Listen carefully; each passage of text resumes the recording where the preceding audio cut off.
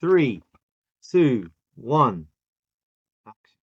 If you are tuning in to the Optician Show, you know I only interview exceptional people, and whether you know Harinder or not, you're going to get to know him very, very well. I'm Garry Kousoulou. I'm part of this thing we're trying to create to inspire others, and I let Harinder introduce himself. So, where are you? What do you do? How's it going? And thank you for coming on the show today. Gary, firstly, thank you for acknowledging that you only interview exceptional people. So I assume I fall into that category. So I acknowledge you for that. Where am I? I live in Mallorca in Spain. So that's where I am right now. What do I do?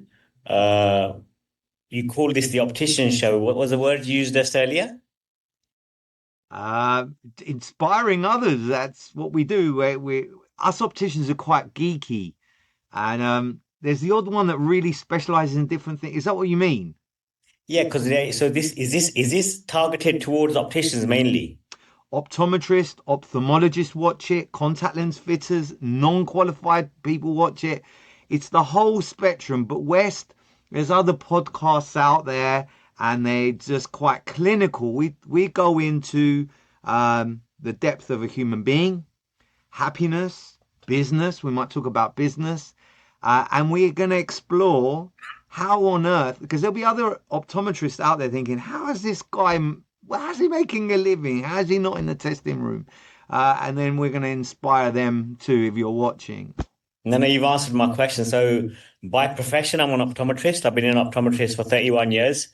I was a dispensing optician prior to that for about 3 or 4 years.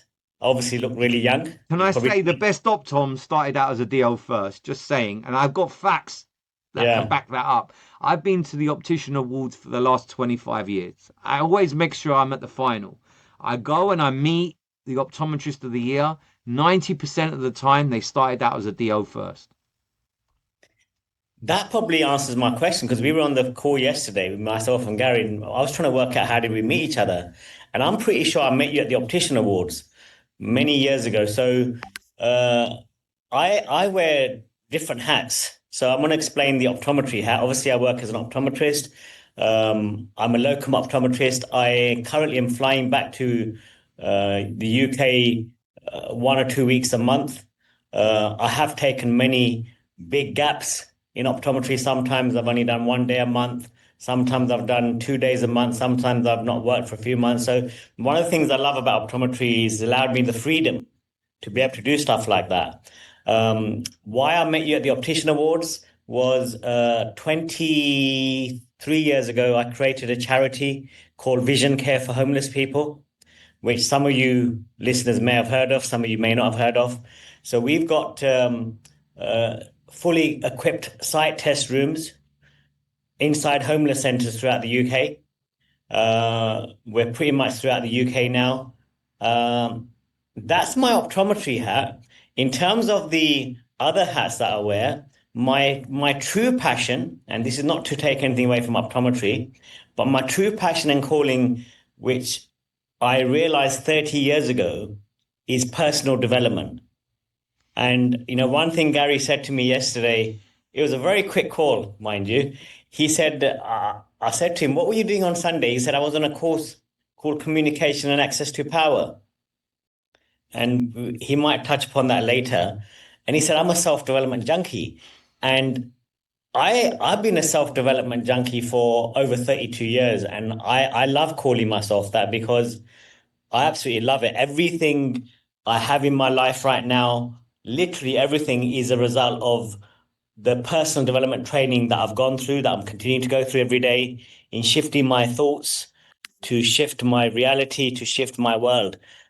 Now, let me And pause you there. yeah, There will be many skeptics that are watching this thinking it's yeah. mumbo jumbo, it's a cult, this is nonsense. We learn enough at optometry school. City and Islington taught me enough. I don't need extra.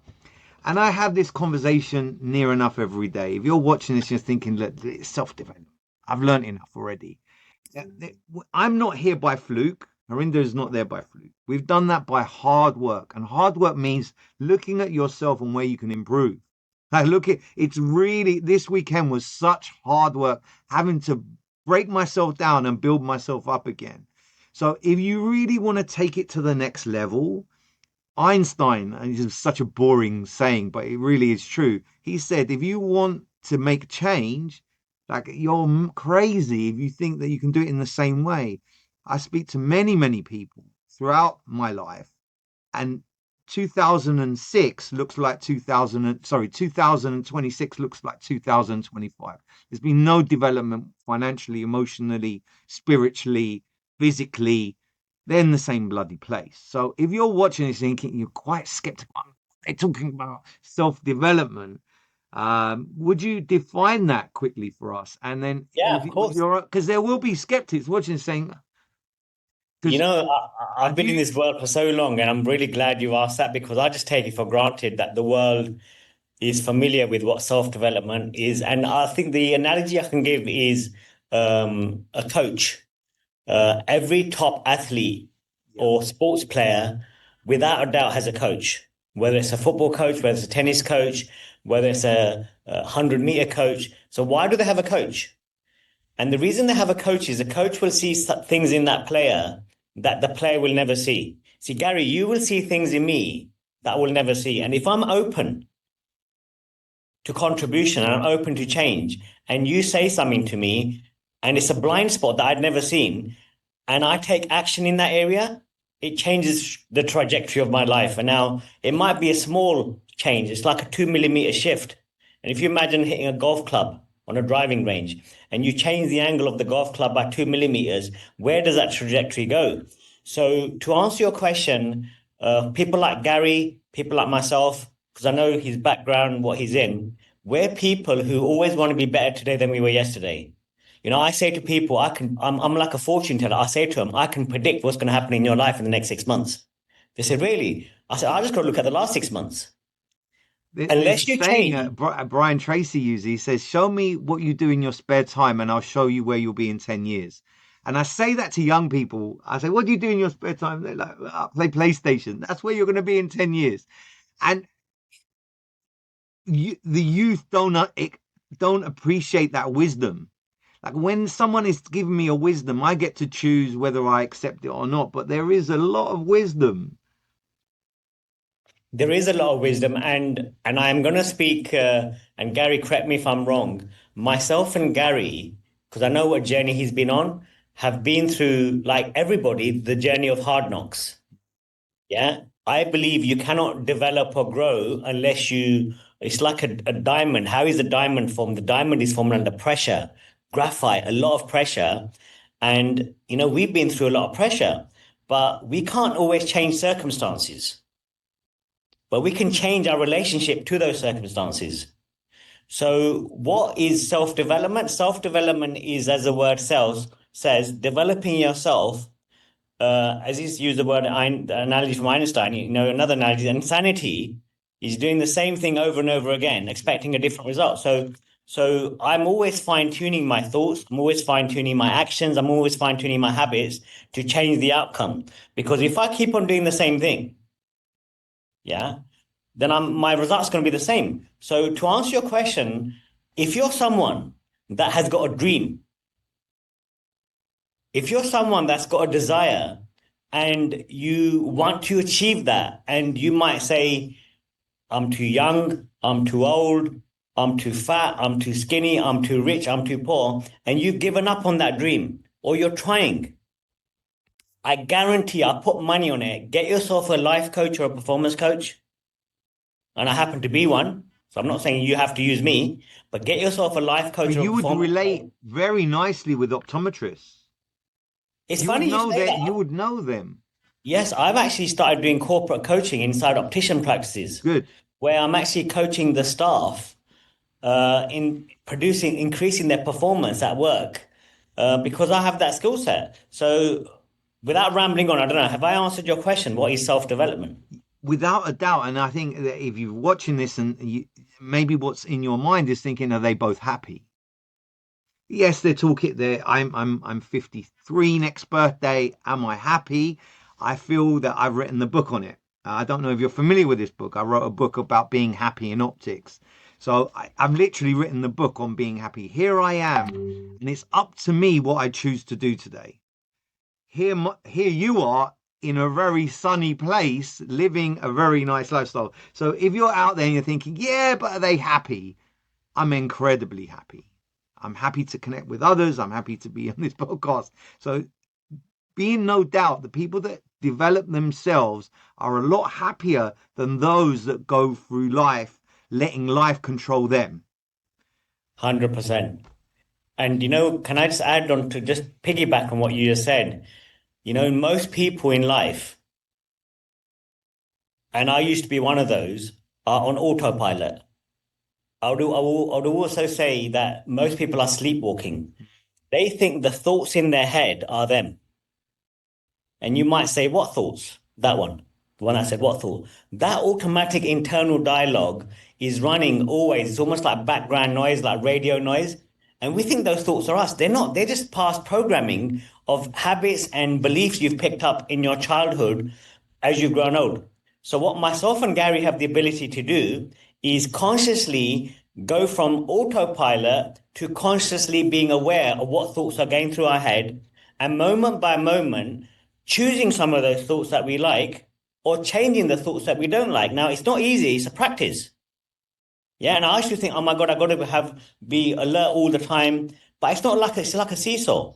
If you can shift your thought patterns by 51%, then the seesaw tips. So stuff that I used to be, and you talk about happiness, am I happy all the time? No, I'm not. But I'm more happy now than I used to be. There were issues that used to bother me for years. And this is without exaggeration. Those years went to a couple of years, the same issues. Then, as I worked more on myself, then they went down to 1 year. And as I worked more on those myself, issues then went to months. Now they've gone to weeks. Now they've gone to days. Now I've got the ability to let go of stuff, sometimes within seconds or minutes, because I'm aware of being able to step back from Harinder, literally step out of myself consciously and think, be an observer to what is Harinder thinking. Because what Harinder's thinking is sometimes autopilot. And this is the tools that you would learn through whether you do courses with Landmark Education, which both myself and Gary happen to be involved in. I didn't even Watch a know. Tony Robbins video. We're gonna when I get to 1,000 podcasts, this podcast might, and we're watching this live. I'm not editing this. This could be in the top 10 best ever. Because when I get to 1,000, I will put the top 10% best ever podcast. Because we're going to save you a lot of time by reading some of these. It takes a lifetime to read these things. So, without a doubt, I'd like to go through our pain points because I think people learn from our pain points. We're not just here preaching, saying, "Oh, this is what you do." These are some of the things that have gone wrong in our lives and how we fix that. And I think that would add a lot of value. Now, this is a fact. Out of all the self-development books sold in the world, they're sold to the same 5% of people. This is a fact. 95% do not read this stuff, do not touch this stuff, are very skeptical. It's always the same 5% that buy self-development or go on these courses. So just so we've got some guardrails here, and please feel free to take us in any direction. I wrote this book because I've been happy 95% of the time in optics. I love people. I love our profession. I love helping people see. The odd detached retina and the odd saving of life has happened to me in optics, and I love that. But for a small period of time, I was very unhappy. So I put the book Your Boss Doesn't Want You to Read. That was the first version. And I wanted to save people from being unhappy. So if you go to the back of the book, there is a happiness barometer. Okay, and maybe this might help us to look at some of the daily challenges of working in optics, and we can just use as a guardrail. So the first question is being happy. I've put that score yourself very low if you're commuting far to work. So I remember my first job was in Wealdstone. It would take me an hour and a half to get there. Now, when you're young, you don't mind traveling an hour and a half on the train, in the car, in the comfort of your car. The older you get, I would suggest that your commute should be less. The happiest I've ever been is when I walk to work. I bought a practice in 2004. I walked to work. It was amazing. Am I putting too much emphasis on the pain of commuting, in your opinion? Can you tell us about how you've commuted to work? Is this a big deal to you? So I put, if you're traveling more than an hour to work, this leads to unhappiness. Would you agree, disagree? And can you give us some examples yourself? So, do you want me to give you examples related to optometry or just generally in life? People are going to find value in both. So, let me share some pain points because, I believe that, everyone wants life to be on cruise control, like cruising, constant. Yeah. And It's so you've got to say comfortable. It's something. really comfortable there. Where Yeah. you're suggesting is so comfortable. Yeah. And I always use the analogy, the only time life in reality is on cruise. If you look at a cardiac machine in a hospital, someone on their deathbed, is when you're flatline. Yeah. Life and life is up and down. But who are you or who am I in relation to the up and down when it's going on? And another analogy is if life was all sunshine, it'd be a desert. So you need some rainfall. But who are you going to be in relation to that rainfall? So, in terms of pain points, the biggest pain point that comes to me, and this is one of the biggest breakthroughs I got out of doing personal development work, is my mum died when I was 10 years old. She died on my 10th birthday. Okay. And at the time, as a 10-year-old child, I wasn't aware what was going on. Yeah. She died. Um, And my dad just sent me and I got a twin brother. My dad just sent me and my twin brother to school because he didn't know how to cope. And my teachers were shocked from what I remember. A lot of my past is a blur. It's just the way my mind's just blocked off everything because of the pain. And they were probably thinking, what the hell are these guys doing at school? And one of the biggest breakthroughs I got out of personal development is I hadn't, I'm not exaggerating, guys. I hadn't cried for 17 years, not even wept a tear. I didn't know how to cry. I'd blocked everything. I didn't know this was going on until the age of 27 when I got into personal development 30 years ago. Yeah. And I saw how I'd been running my life as a 10-year-old and I'd been going out with girls. And I started very late because I had insecurity issues, which is another conversation. But I was going out with girls, and anytime a girl used to get close to me, I should just do a sharp exit. And I was two-timing girls, I was three times. I thought that's what guys do. But at the age of 27, I had such a big issue with commitment. I really thought commitment was like a ball and chain round my leg that it's gonna be game over. And I did this course called the Landmark Forum, and I saw that at the age of 10, I'd made a decision that I can't trust people. Now I don't even know the listeners here, and I'm an open heart now. I'm an open book, but my life was like this. I had built like so many shields in front of me, like almost like an Iron Man suit, times that by 10. That's what my life was. So I hadn't wept a tear. And I did this course, and for the first time in my life, I was able to open my heart because I saw that I made a decision at the age of 10. And that decision was I can't let anyone get close to me because if they do, they're going to leave me. So forget women. I wouldn't let human beings get close to me. I would never have intimate, open conversations like this with anybody.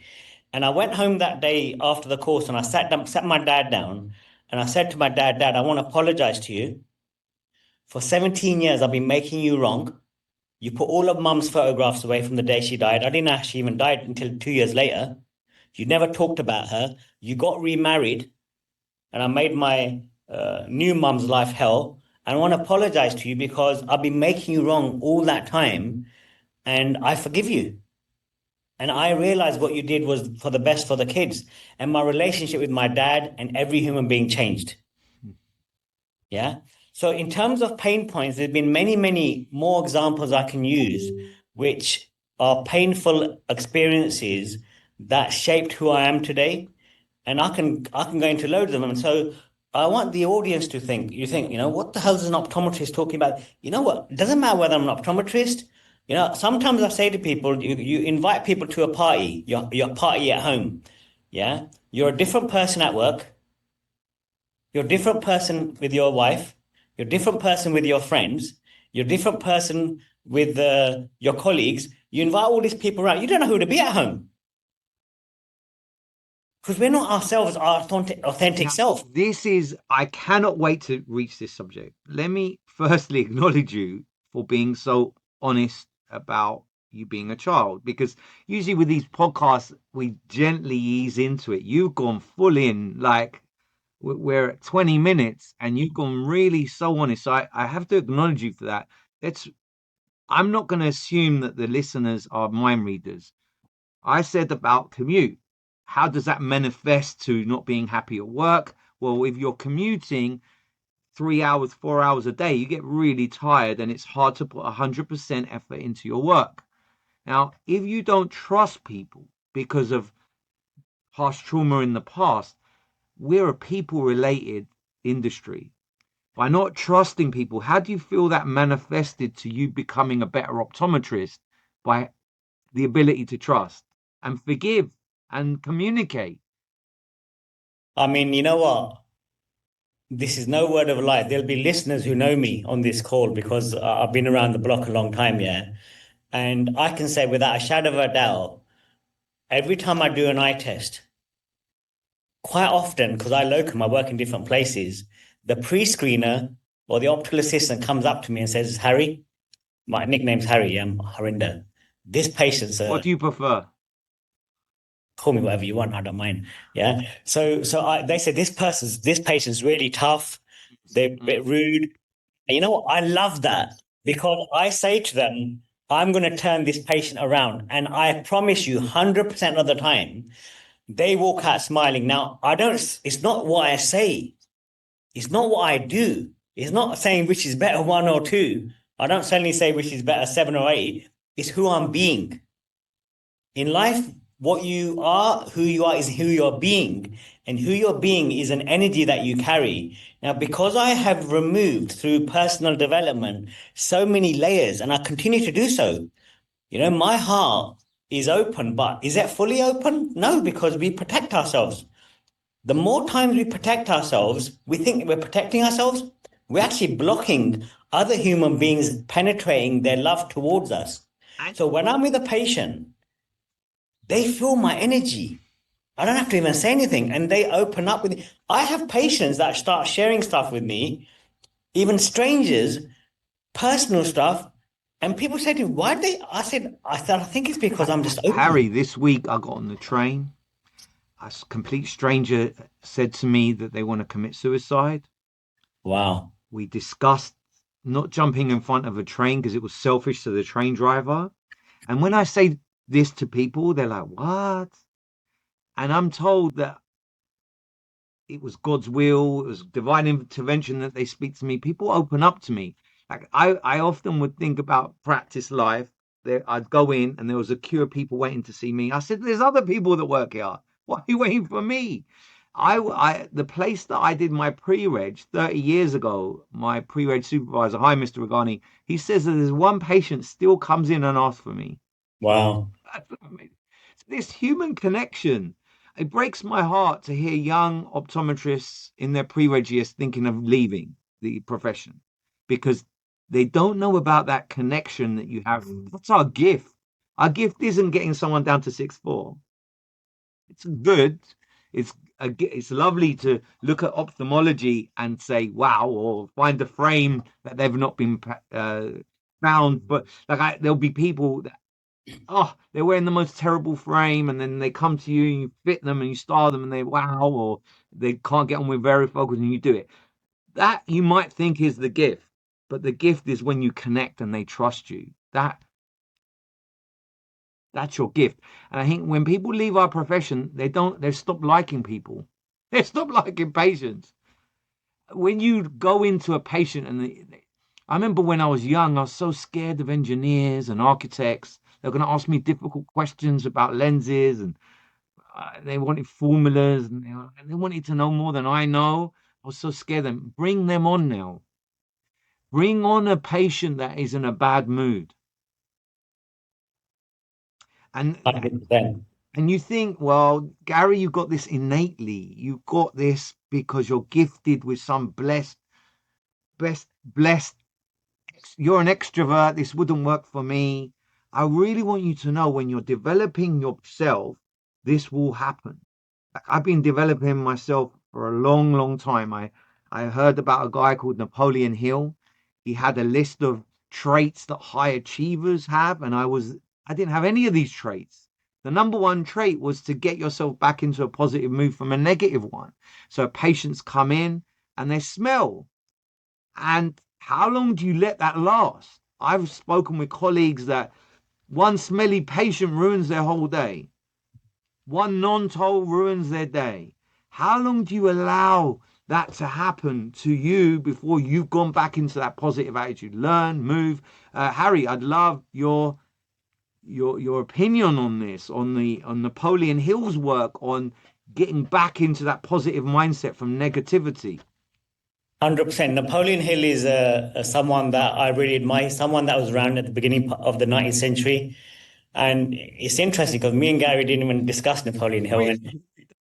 Really? And I know you did his work. Gary and I spoke yesterday. I'll come back to your question. We spoke yesterday after about 10, 12 years. And, so Napoleon Hill, he wrote a book called Think and Grow Rich, which I've read over 3 or 4 times. And you might think, am I literate? Why am I reading? When you do something over and over again, or when I do something, I see things, I read things I didn't see before. So Think and Grow Rich is a book that he published in the middle part of the 19th century.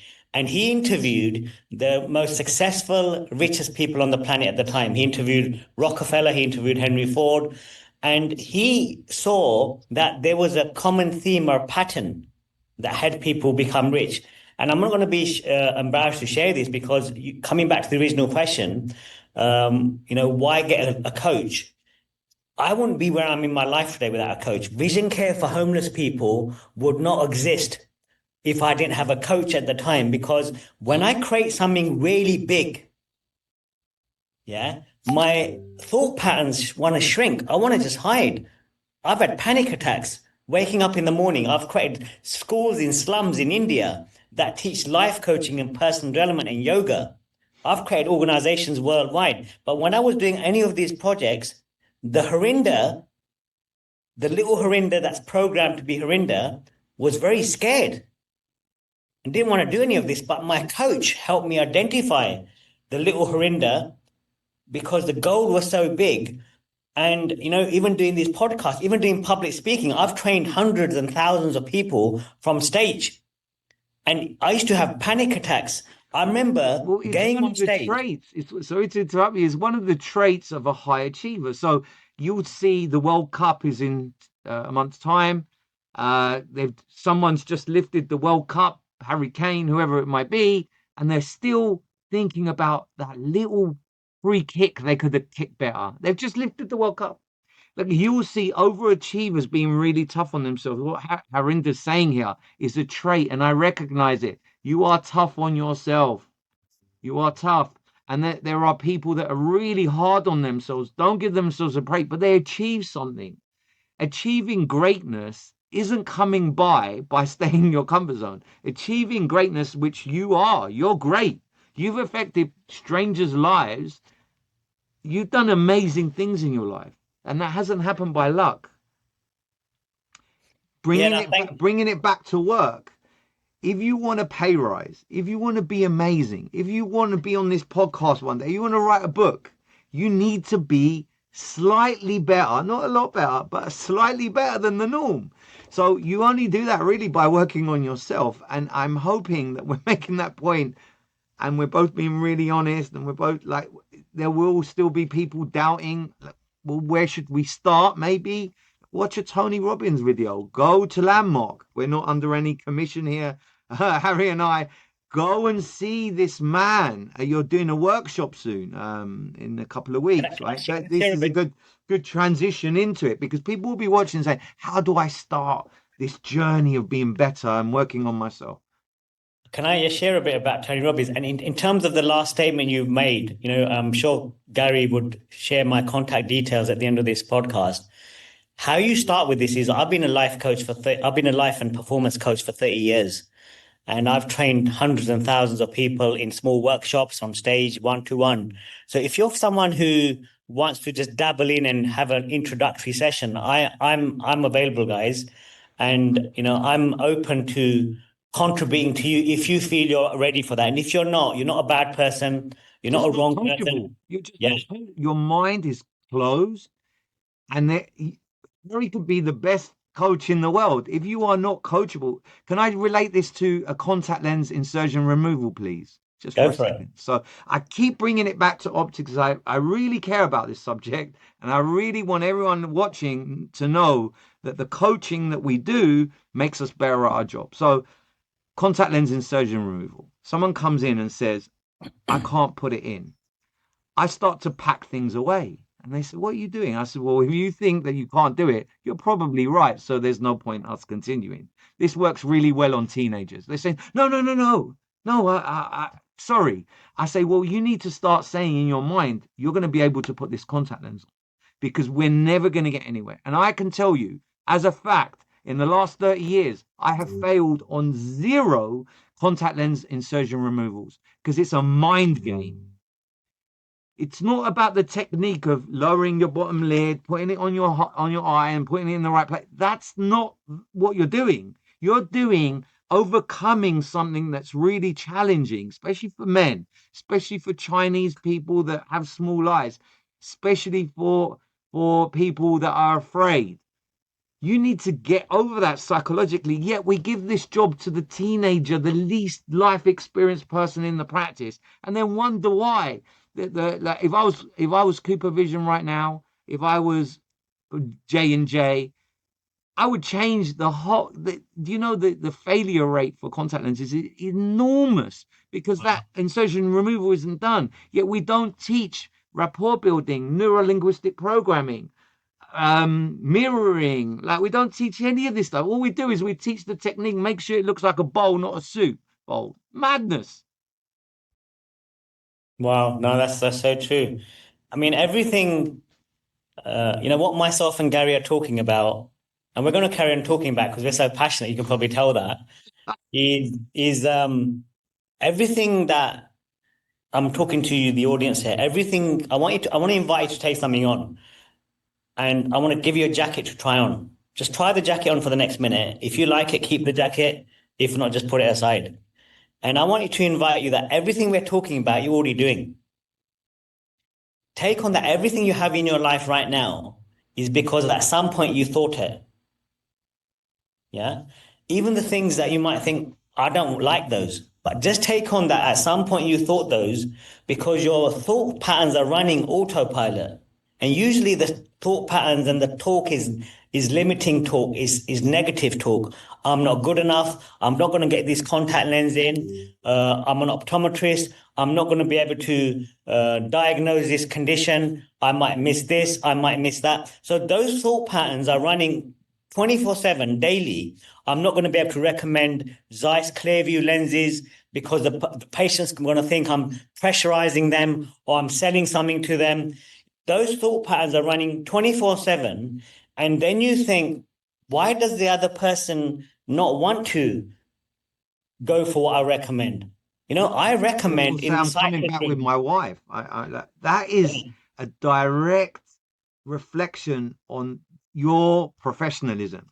And that hurts people to hear that when someone says, I'm coming back with my wife, you need to take that personally because they haven't bought into you. And it's challenging.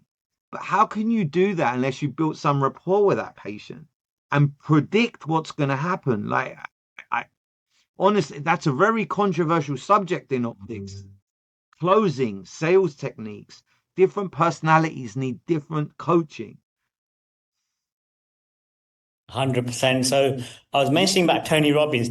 Tony Robbins is the top personal development trainer, and this is facts in the world. He's coached people from Bill Clinton to Mother Teresa to Princess Diana to Andre Agassi to Serena Williams. He's coached President presidents, prime ministers, and people pay millions of dollars to coach them per hour. per hour. Yeah. Hour. Not even per day because he produces results. So I started his journey about 10 years ago. No, I've been on his programs for about 10, 12 years. On the first day of his program, you actually do a firewalk. So I've done about 12, 13 firewalks. You might think, what the hell is an optometrist doing a firewall? And you're walking barefoot on hot coals.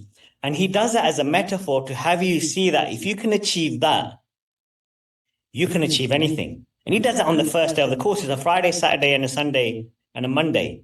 And, so coming back to personal development, it's all about if you do want to go up the career ladder at work, if you're a dispensing optician and you want to go into managerial level, if you're an optical assistant and you want to do the DO course or you want to become a dispensing optician, or you just want to go up the ladder, if you're an optometrist and you want to go further afield and you haven't done so because there's a thought in your head that's saying, am I good enough? Have I got the Yeah, money? but here's the thing, it's deep Yeah, down. You don't actually consciously know you're thinking that. It's very good. down, you've got to dig into it. And the way that the alarm bell should be is that you continually put down on the begin on January the 1st, you're like, I'm gonna apply for a manager's position. And then the whole year's gone by, you've not done it. There's a reason for that. Your subconscious is telling you. For me, I have a calendar, and in that calendar it says November, December, January, February, and I put down a goal. And if I haven't reached that goal, I will reach out to someone like Harry and I'll say that, Harry, I've not reached my goal. Where is it? You need someone else to observe where that is. Yeah, now thanks for saying that because, 90, I'm making this number up, 90 to 95% of the time, most people, we're not even aware of those thoughts. We're not even aware that there's negative thoughts. Some of you might say, I don't have negative thoughts. And, so the advantage of getting a coach or using someone like me or anybody else is the coach will work with you. I can work with you and have you see things that you didn't even know that were there. I'd have you see your blind spots.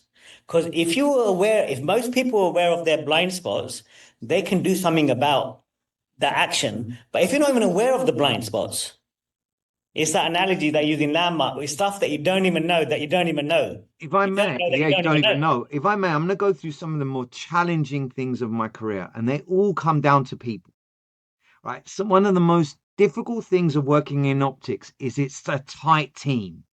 So when you have a tight team, there can be dysfunction, there can be narcissism, there can be ignorance. So when I'm really young now, and it's a husband and wife team, the wife doesn't like my style very much, and she tries to get me fired. This is a human thing. Then I think a little bit further on, I'm working with another lady. She's very obvious to me. She has maybe perimenopause, a short string. I get her annoyed all the time. I go forward a little bit further down the line. Um, my pre-reg supervisor leaves, and I'm really distressed. I don't know what to do. I don't know where to go. I don't have any mentors. Um, I've seen in practice where a fellow colleague has made a pass at me, and that, if I'd made the wrong decision, it would have been an affair at work and probably would have got me sacked. Always choosing the correct way, but then sometimes you don't know what the correct way is. When I go further into my mind of some of the hardest things I've ever had to do is go into partnership with people. Partnership is the hardest thing to do. And when it goes wrong, it's actually all my fault. I look at my whole career and the things that have gone wrong are my fault. And that takes something that really takes something to say that this was my fault. I could have played moves more. If you play chess out there and you play online, you can rewind the move. Life is not a dress rehearsal. Sometimes you only get one chance. So I go through all of that and I think, well, the hardest thing, and I don't know, Harry, if you can go through your life very quickly and think some of the hardest things in practice that you've had to deal with, they all come down to people, no doubt. And the dysfunction of a practice. I remember being very young and so much racism from patients, from fellow colleagues. Not so much anymore. Where's your name from? Where are you from? You're dark skinned. Like I come back from holiday. Where are you from? And and I knew that was underlying racism at the end of the day.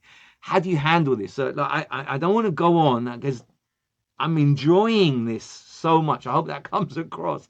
Sir, will you tell us some of your You know challenges what? through your Some career? of, something that came to mind, and just to add on, piggyback on what you just said, you know, what Gary said is really, really profound.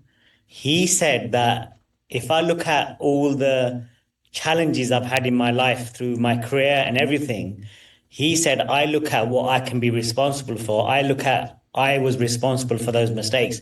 Now that takes a lot of courage because we live in a world that it's easy to blame someone else. Okay.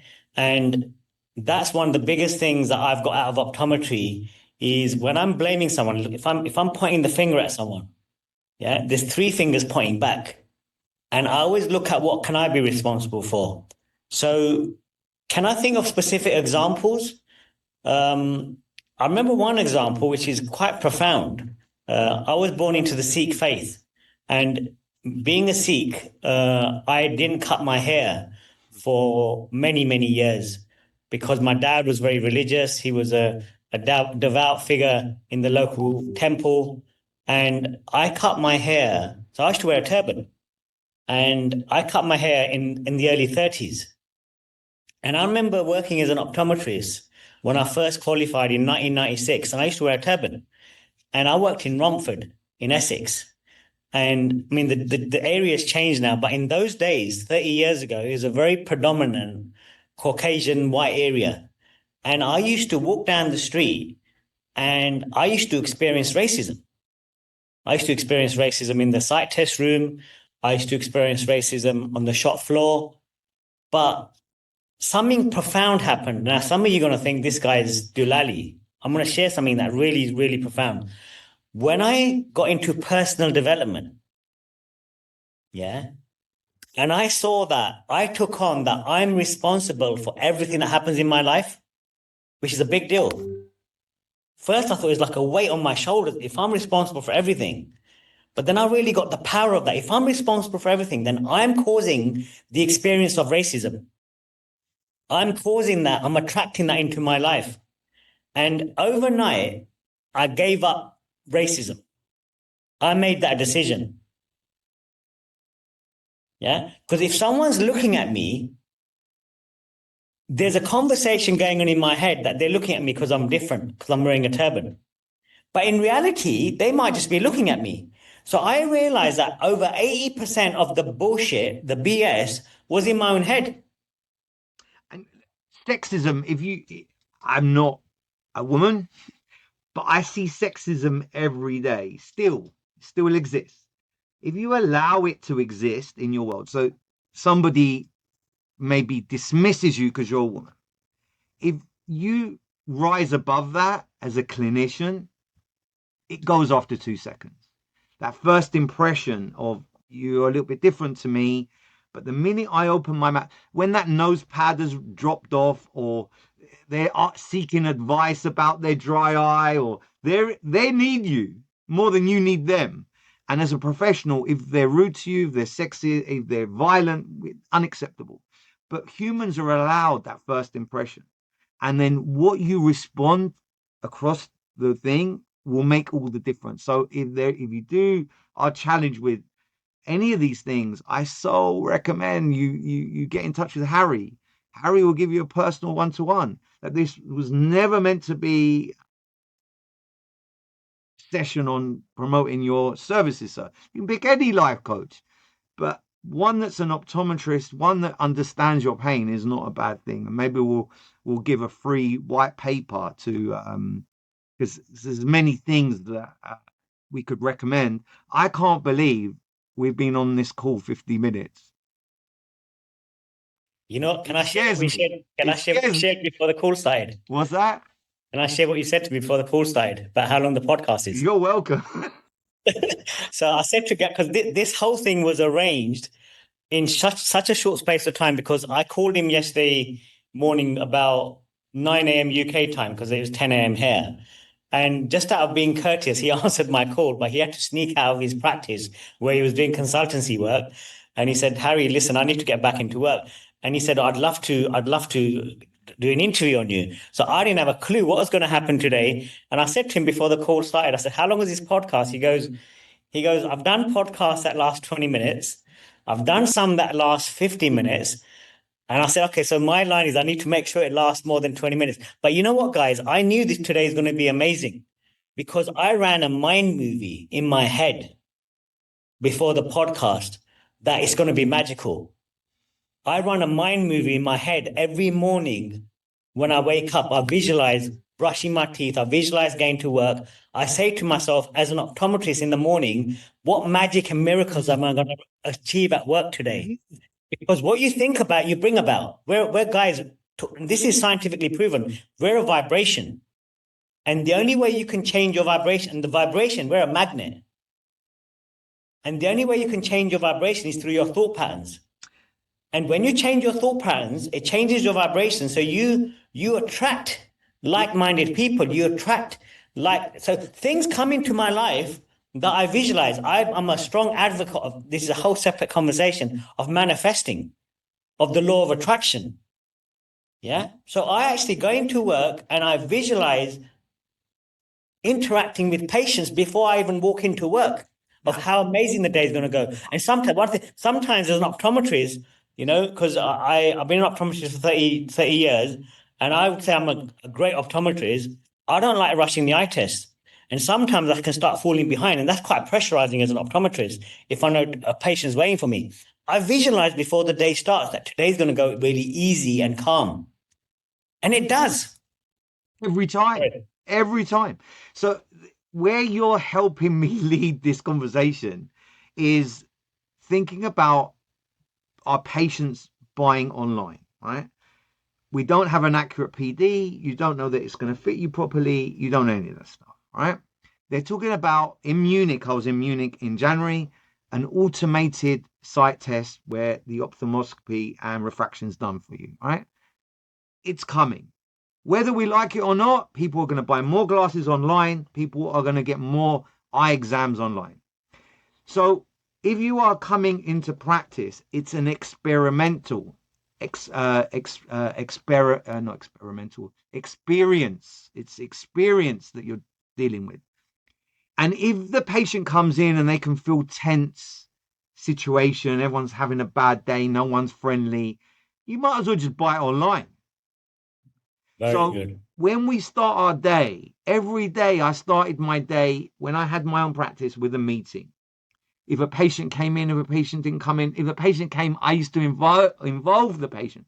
It takes time. So if you're a manager right now and you're leading the meeting and you're a miserable soul and you're never upbeat and you're just talking about sales figures. Today we've got to make 3 grand, guys. I really need that to happen because I'm under pressure. And it doesn't happen. There's a good reason for that. Instead of saying, how is everyone? The worst meetings when one person's talking. Let's all get involved. Let's visualize how we're going to feel at 5:30. And it bloody works. Leading a meeting as an owner or as a boss with a positive attitude, the rest of that filters out. I just come back from California, Hilton. Hilton have won the best place to work in the world. Everyone from the cleaning lady to people making my sandwich to the restaurant owner had a positive. I had such a great experience. And that's where we want our practices to be, patients to have the best experience clinically high. And if you follow just even a little bit of the advice we've given you today, I think you won't far go wrong. So how about, is it possible for me to ask you, in your opinion, what would you say are the things that have made the top couple of things that have made you the man you are today? And you've already told us one, going to Landmark Forum, discovering all this self-development. What would you say are some of the things that, if you're watching this, good advice from you to give to people working in optics that are not that happy, that could do with a little bit more? The first thing is create a vision for yourself, create a goal that you can live into. It could be something that you want to achieve in 6 months or a year. And Garry gives me the opportunity, I'll share a bit about that afterwards. So that you have a reason why you're going to work. It's the reasons that get you through the seasons. Have a why of why are you going to work, not just so that it pays your bills, because then you will be a bit bored and you will It's the just, rat race. What you just described. I yeah, go to work, I commute, I go to work, I finish work, I come home, I feed myself, feed my family, and there you go. You live for the weekend. Like if you're just living for the weekend, that is no life. There's 7 days a week. Each day should be your favorite. And I know that's really, sometimes I say to my children, and they look at me like, Dad, you're so weird. So today's Wednesday. I say, yes, it's Wednesday. They're like, Dad. Like I'm excited about every day. Nice, great. So that's the first thing is create a goal for yourself. And it may not be a goal that's related to work. It doesn't matter. It's something that you can look forward to. And if you're stuck in how to achieve that goal, go onto YouTube, get a life coach like me. You know, there's so much inspirational stuff out there that help you break through. Check out a guy called Brian May, not the Brian May from Queen, the guitarist. He's one of my favorite goal setting mentors. Really, Brian May. Check him out. The second thing I would say is practices that I have is I'm always listening to podcasts. I'm always listening to positive stuff. I'm always listening. I meditate daily. I meditate 20 minutes before I wake up every morning. I'm at night when I go to bed. I do a meditation where I'm, in my mind, I go through again what I'm grateful for. I'm grateful for my wife. I'm grateful for my son. I'm grateful for my wife, my daughter. I'm grateful for the fact that I'm healthy. I'm grateful I got a roof over my head. I'm grateful I got clothes on my body. And these I'm could be grateful. some of the team meetings. Like I'd say Yeah, quite often in my team meeting, if I could feel somebody coming to work and they're on like a 6 out of 10 or a 5 out of 10, they're not really there. I could pick up on it. So we'd just go around and say, well, what are we all grateful for today? And a lot of people think, oh, this is so cheesy. This is so bad. I don't like this. And that's why you build the team around you. If there are people that are not on your level and you are the boss and you are the owner and you're the manager and there's such a disconnect, it's not going to, I'm sorry to say this, your team to be high performing all have to be on the same page. If they don't really like all this mumbo jumbo, happy clappy stuff, meet them halfway. If they're not on the bus, they need to get off the bus because you're not going to get, and that yeah, is really difficult thing to say, and it's difficult for people. Very quickly, I just say, look, what's your idea of 100%, Jane? And then she'll tell me, and then I'll say, this is my idea of 100%. The phone needs to be picked up after 3. You need to smile at every single patient. You need to take everyone's email address, blah blah blah blah. And then the next part is you say, well, what will happen in 3 months if you don't do these things? Those conversations, holding people to account. Like I know the person in charge of Microsoft for Europe and Africa. She might look after teams of 2,000, 5,000. I said to her, how do you do that? She says every single person is accountable for their particular section, their thing. Make people accountable. It's a good thing. What's the next? And then we really want to find out about your workshop, your away, please. however Yeah, you're yeah, going to of course, categorize it. yeah. And I'm going to just add to that. So Please. what Gary said there might sound really harsh, but it's so important to be authentic and real. There might be some employees you have working in your place that they're not on the same wavelength, and you got to be have tough love. And I want to just share something that is really important. I said I've started doing corporate coaching, and there's an optometrist that most of you probably know because he makes sure he's known. His name's Mehul Patel, and he owns a Boots Opticians franchise in Bexley Heath. And I love working for him because he has this mindset. He has this go-getting mindset. And he said to me a few weeks ago, because he was doing a team meeting and my patient didn't show up. So I just joined the team meeting. And I said to the staff, I said, listen, if you think you're selling to someone, yeah, you got to change the word selling to reframe it to you're helping them. I said, it's all in a switch. And he came to me, he goes, Harry, he goes, I want you to train my staff. I said, I'd love to do that. So I said to Mehul, I said, what's your goal? He said, I want to be the number one Boots franchise, opticians franchise in the country. That's my vision. And I want my staff to have that vision. And I was really straight with him. I said, look, Mehul, most of your staff don't give a shit about your vision. It's good for you and your wife because that's going to put money in your pocket. We've got to create a vision for your staff. He goes, what do you mean? We've got to create a vision of why do the staff come to work and have that vision be under your umbrella. So not only do they win, you win. And he goes, what are you talking about? I said, give me one-on-one coaching with each of your staff. He goes, let's test it out. He gave me 4 of his staff. The first staff member says to me, I'm not going to mention any names here. He says, my goal is in a year's time, I want to get married. And I listen, I don't have the answers. I don't have a script. I said, look, that's interesting. I said, let's see how work can allow you to achieve that. And he's a Muslim faith. He goes, look, Nadia can introduce me to someone who's Muslim. Mo can introduce me to someone Muslim. And I said, let's look even deeper than that. And he said, Harry, I really like the way you dress. You're good looking. You know, Meho's good looking. He goes, I'm not good looking. Look at me. I said, who decided you're not good looking? He said, what do you mean? He said, who decided you're not good looking? He said, I did. I said, who told you that? He goes, I did. I said, who told you that's the truth? He didn't know what I was talking about. And I said, where did that conversation come from? Now, without getting into too much detail, he'd made a decision because something happened to him in his childhood that he decided that he's not good looking, that he's not going to be successful with women.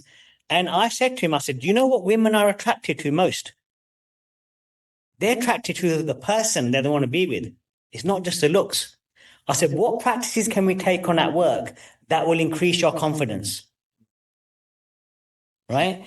He said, I can be more confident with patients. I can go beyond my comfort zone. If I want to recommend a Zeiss lens, I can recommend Zeiss Drive Safe because it's helping me go outside my comfort zone. I'll pay you a compliment. I'll pay you a compliment. Now, go on. What you did there was a higher level of thinking. If you're out there and you're thinking, well, I can't connect the dots to how I could do a one-to-one interview with a member of staff and connect the dots, and I'm not sure this is going to work. Well, the thing is that you need that higher level of thinking. There's always that higher level. And if you're on a baseline of you never developed yourself, sometimes I meet many opticians that are managers of others, and I say, what are the books you read about management? And they look at me like I'm stupid. I don't read books on management. Well, there's a whole 1,000 years of experience that you could put there to speed up accelerate your learning. You truly, Harry, you are a leader of people, and you're a higher level of thinking. So if you're watching this and you're hearing it and you're like, oh, I can't relate to that story, it's because of your experience, and that's what you're hiring him for, like a higher level of thinking. And in optics, I don't know if you know this story. The best thing about optics is your staff stay. They stay for years, 10 years, 20 years, 30 years. The worst thing of optics is they stay and they get used to sitting in their same seat. They can't even put in a nose pad because they're the receptionist. This is not, we want to break that, and it will lead to happiness. Thank you for sharing that. And so he's now coming to work to achieve his vision, and that's going to help Mehul's vision. So now the staff walked out, all four of them, thinking, "What the hell?" One of them said, "Look, I loved it because it had nothing to do with work." They said, "We've never experienced a one-on-one coaching like that." And now he's booked me for 2 full days in a few weeks' time to do all his stuff. So we're going to put mini actions in place that I'm going to manage in them achieving their vision inside his optician's practice, which will help him achieve his vision.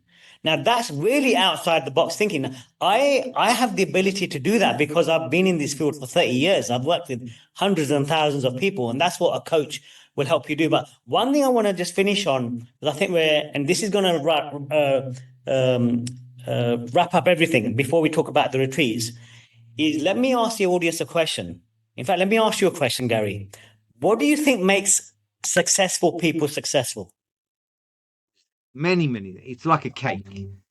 Think that a cake has flour and water and sugar and toppings, and even where you serve it and how you serve it and the light and the ambience, and like the cake deserves many things. So I think the essential ingredients is resilience. Most successful people get punched in the face every single day and get up and say, I'm going to do better.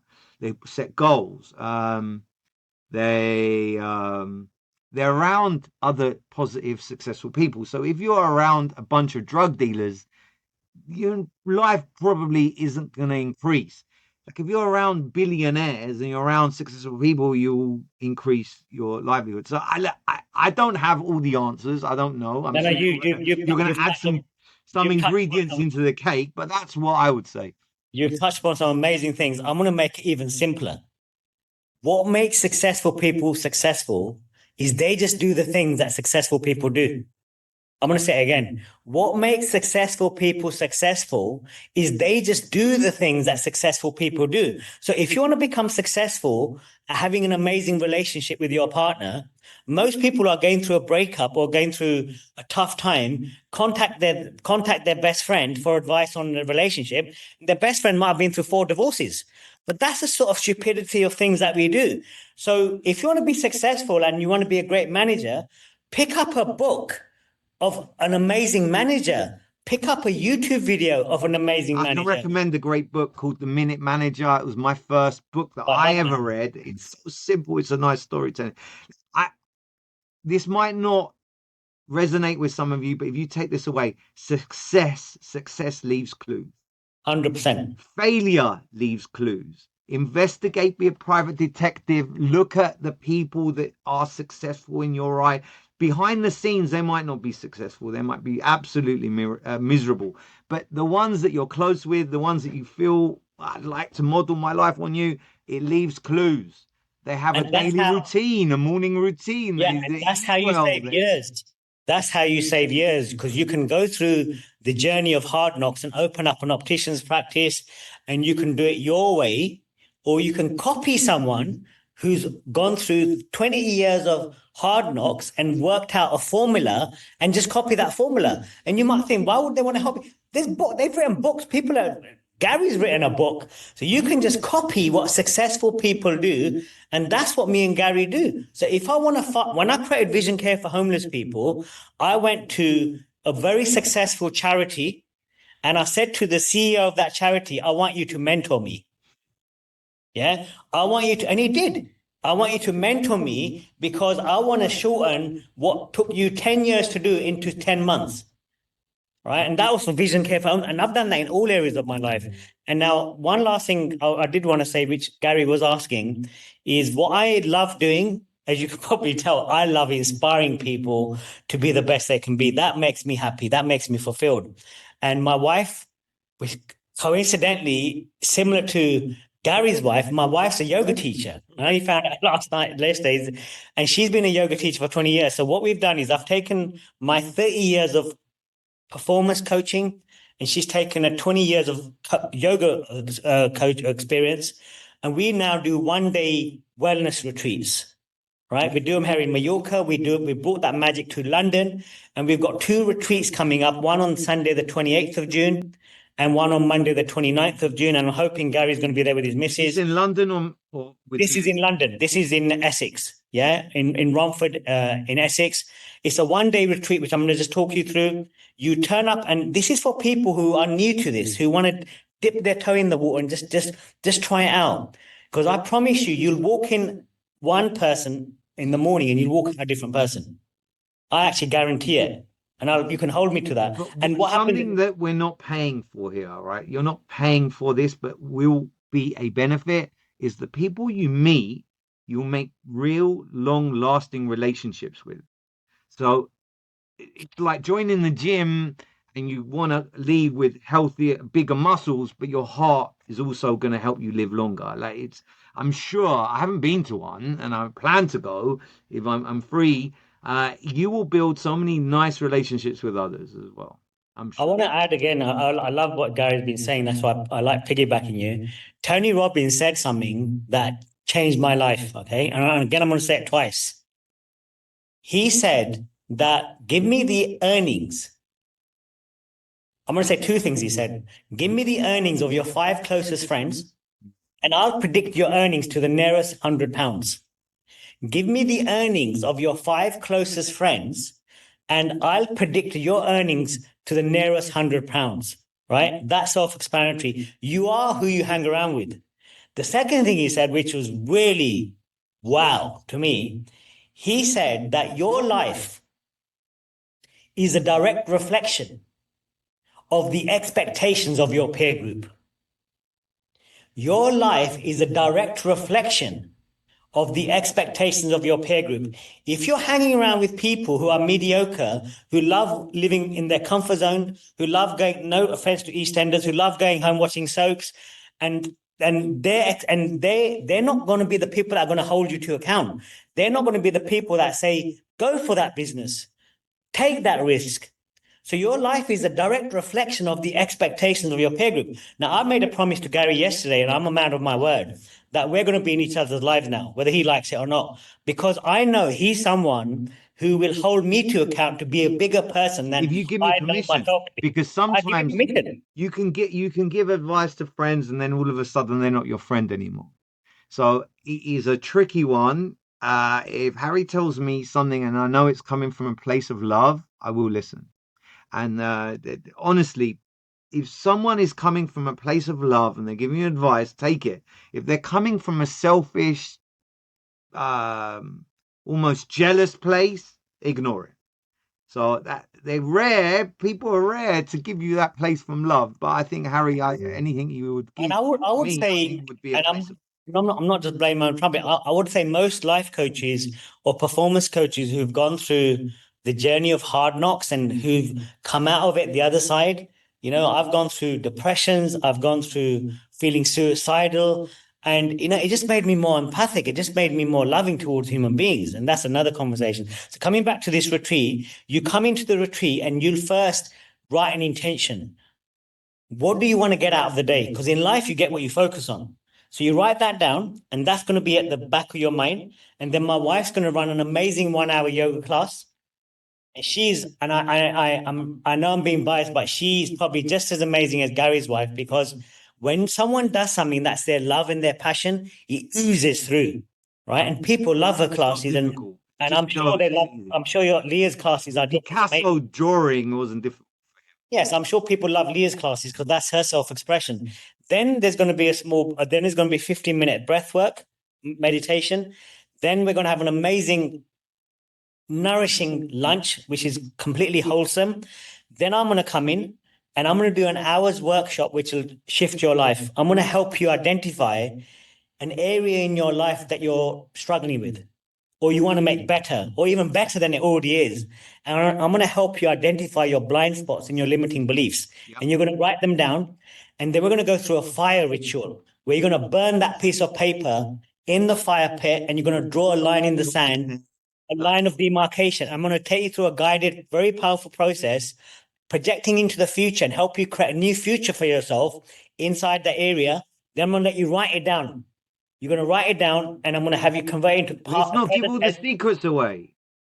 Listen, I'm This an is a open book. taster. For me, I'm very excited. Just that alone makes me think this is great. So if I'm going to give a gift for everyone that makes a comment down below, you heard me talk about Napoleon Hill. I have a really, really old recording of him speaking, and it is even really wow better than the book because he talks about the book and then he gives his own personal little. Have you heard this audio? I have. So I know what audio you're talking about. so I will put it on a drive with a link, and the link will, everybody that comments on this podcast or shares it, I will send you the audio. Have a little listen. It will be with my pleasure. We're going to put on the podcast all the links to Harinder. Harinder, how do you like people to contact you through LinkedIn or an email? They can contact me through our Instagram page, and I'll spell it out for you. It's at Samaya Wellness. Samaya spell it's a combination of my kids' names, Sai and Maya. SAMAIYA. SAMAIYA Wellness is our Instagram page. So Samaya Wellness. They can contact us there. And I do want to give a few more tasters because it's not just Well, yoga and personal development. So after that session, we got an hour's worth of art creativity. You're going to be painting using your own hands on canvas. And why do we do that? Because we want you to bring out your inner self-expression and have you be present and still. Because we're either in the future or we're in the past. Very rarely are we in the present. And we've done this a few times, and I've walked into the room and there's pockets of just stillness. People are just in their zone. and they create masterpieces of. I'm not even kidding. People say I've not done this since I was 6 years old at school. Yeah. Then we have another break and a bit of yoga. Then we've got my sister who's amazingly passionate about this, who's going to do a sound bath. Sound bath is a vibration to different sounds with a gong, which takes your vibration to a whole new frequency. Then we're going to have a closing circle. So that event is on Sunday, the 28th of June, and we're also doing one on Monday, the 29th It's going to be of exactly the June. same. Going to be the same, slightly shorter on the Monday because we're allowing it to people who want to drop off their kids and pick up the kids again. But all the information will be on our Instagram page, Samaya Wellness. And one thing I want to say before I go, guys, and I know I speak for Garry as well on behalf, we eat, breathe this stuff. We live it, we walk it, we talk it, and it works. Okay, it works. You got to just take baby steps. You know, I'm not saying do 30 years of work straight away. We know we all started somewhere. The longest journeys start with the first step. Yeah, when you drive from London to Birmingham at night and you got the headlights on, you don't need to see Birmingham. You just need to know, you can just see the first 15 yards where the light takes you. So the first step I invite you guys to do is go onto YouTube. There's so much stuff out there. Download what Gary's going to give you, this Napoleon Hill. I want us to open a door for you that might have been closed, just to step in and see what is this world about. Because this stuff allows your dreams to come true, not ours. And me and Gary are people that love helping people. We're selling this dream to a really tough crowd. I've been in optics since I was a teenager. I know optics. I know UK optics. And it's risk averse. It's quite closed. It doesn't like taking giant leaps. It's full of introverts. And what we're asking you to do here is really tough, but dip your toe. Just try it. What's the worst can happen? You waste a day. It wasn't for you. But to move your life into a place that is sunshine rather than darkness every day. If you're watching this, you know the book.